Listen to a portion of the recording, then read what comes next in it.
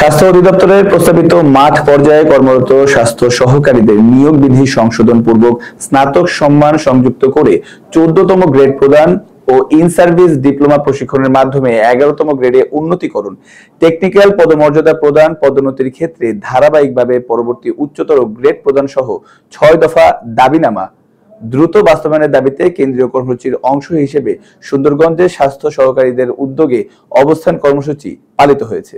বিস্তারিত থাকছে সুন্দরগঞ্জ থেকে পাঠানো তথ্যচিত্রে। মঙ্গলবার উপজেলা স্বাস্থ্য কমপ্লেক্সের সামনে Bangladesh health assistant association Sundarganj উপজেলা শাখার উদ্যোগে আয়োজিত অবস্থান কর্মসূচিতে উপজেলার কর্মরত স্বাস্থ্য সহকারীরা বক্তব্য রাখেন।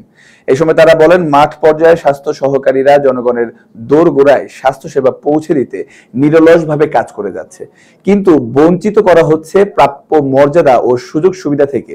তাদের সমমর্যাদায় বিভিন্ন দপ্তরে কর্মরত প্রাথমিক শিক্ষক, ভেটেরিনারি ফিল্ড অ্যাসিস্ট্যান্ট, উপসহকারী কৃষি কর্মকর্তা, সহকারী তহসিলদারগণ সহ আরো অনেক দপ্তরের কর্মচারী নির্বাহী আদেশে কর্মরত গ্রেড থেকে উচ্চতর গ্রেডে আসীন হয়েছেন।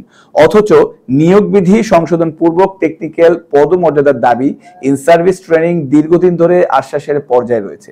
এজন্য নিয়োগ বিধি সংশোধন করে ইন সার্ভিস ট্রেনিং এর মাধ্যমে টেকনিক্যাল পদমর্যাদা দিতে হবে।